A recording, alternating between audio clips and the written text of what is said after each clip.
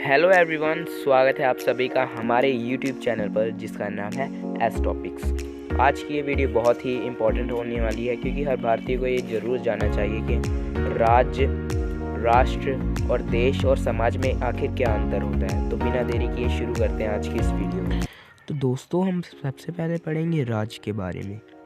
आम भाषा में तो हम ऐसे ही इस्तेमाल कर लेते हैं प्रांत के लिए राज्य शब्द का इस्तेमाल, लेकिन राज्य शब्द जो है एक राजनीतिक इकाई है जिसमें लोगों का एक समूह होता है और वह निश्चित टुकड़े पर रहते हैं धरती के, और वहाँ पे एक सरकार भी होती है और वहाँ एक प्रभुसत्ता भी होती है।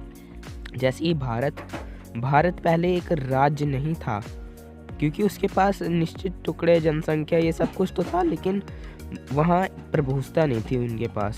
प्रभुसत्ता देश की सर्वोच्च शक्ति होती है जिसके कारण वह बाकी संस्थाओं, बाकी राज्यों से अलग होती है और व्यक्तियों और संस्थाओं को अपना हुक्म देती है, और परंतु खुद किसी भी हुक्म को पालने के लिए पाबंद नहीं होती है।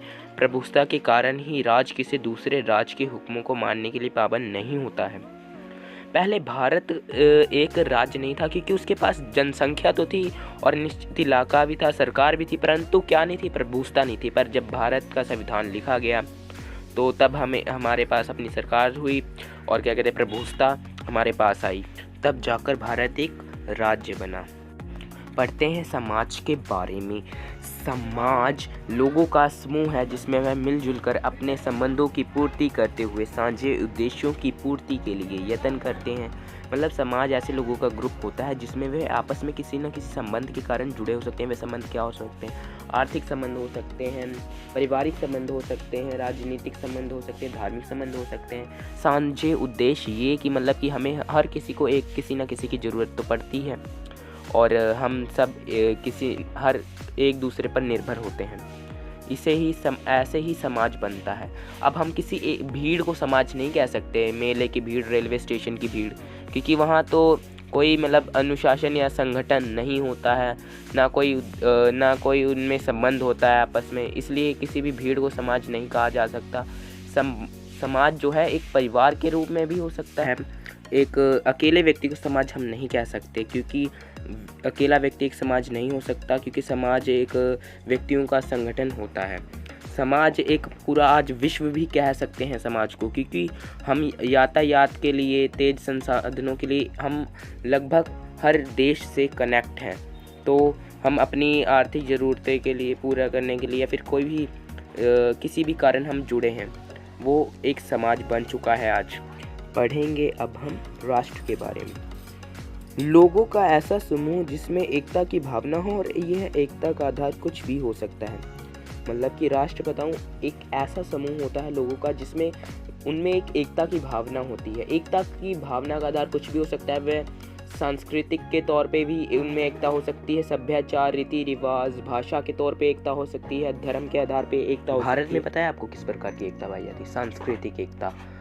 भारत की संस्कृति ने ही भारत में भिन्नता होते हुए भी भारत के लोगों को एकता प्रदान की है। इसके सभ्याचार ने, इसके रीति रिवाज ने, इसकी भाषा ने भारत के लोगों को एकता प्रदान की है। राष्ट्र जो है एक भावना होती है। जब तक लोगों के दिलों में एकता की भावना होगी तब तक राष्ट्र कायम रहेगा। देश के बारे में अब हम पढ़ेंगे। देश क्या होता है? देश जो होता है ना, एक भौगोलिक इकाई है। भौगोलिक मतलब कि किसी निश्चित जो टुकड़ा है धरती का, उसके किनारे कोई कुदरती मतलब कि चिन्ह, पहाड़, नदियाँ, धरती से ढका होता है वो इलाका, तो उसे हम देश कहते हैं। जैसे हमारा भारत ही एक देश कहलाता है क्योंकि इसके उत्तर में हिमालय है, दक्षिण में हिंद महासागर है, और ये भौगोलिक चिन्हों से चारों ओर क्या कहते हैं, ढका हुआ है, इसलिए हम इसे देश कहते हैं। तो दोस्तों, जो भी हमने ये तत्व पढ़े, जैसे राज्य, राष्ट्र, समाज और देश, इन सभी में ये एक दूसरे के पूरक हैं। क्योंकि देखो, अगर राज्य को स्थापित करना है तो हमें एक निश्चित इलाके की ज़रूरत होगी जो कि हमें देश प्रदान करेगा। राज्य मतलब एक लोगों का राजनीतिक संगठन जो कि निश्चित इलाके में रहते हैं और वहाँ की जनसंख्या भी हो और क्या कहते हैं, सरकार और प्रभुसत्ता भी हो। और राष्ट्र मतलब कि एकता की भावना दिलों में। तो एक राज्य अगर ख़त्म हो जाए लेकिन राष्ट्र ख़त्म नहीं होगा, क्योंकि राष्ट्र तो एक एकता की भावना है, वो लोगों के दिलों में वास करती है। समाज और राज्य में अंतर। समाज जो है लोगों का आपस में संबंध होता है, और समाज जो है राज्य से काफ़ी पुराना है, क्योंकि जब लोग असभ्यता का जीवन जीते थे, धीरे धीरे उनमें राजनीतिक चेतना पैदा हुई, जिसके कारण उन्होंने राजनीतिक संगठन बनाया। इसलिए समाज जो है राज्य से पुराना है। समाज तो लोगों का आपस में संबंध है, जिसे हम महसूस कर सकते हैं, देख नहीं सकते, फिर भी ये एक दूसरे के पूरक हैं, समाज और राज्य। क्योंकि राज्य में जो हमें शांति चाहिए होती है वो हमें समाज ही प्रदान करता है। समाज ही एक दूसरे को प्रेरणा देता है। समाज में जो है कोई सरकार नहीं होती, कोई प्रभुता नहीं होती। समाज के पास सिर्फ प्रेरणादायक शक्ति होती है, जिसे वो लोगों को प्रेरित करता है, लेकिन राज्य के पास उसको शारीरिक तौर पे भी दंड दे सकता है, क्योंकि उसके पास प्रभुता है, कानूनी शक्ति है। आई होप फ्रेंड्स आप सभी को वीडियो बहुत ही पसंद आई होगी और आपके सभी डाउट क्लियर हो गए हैं। प्लीज़ हमारे चैनल को लाइक शेयर सब्सक्राइब करना मत भूलें और इसे अपने दोस्तों के साथ भी शेयर कीजिए।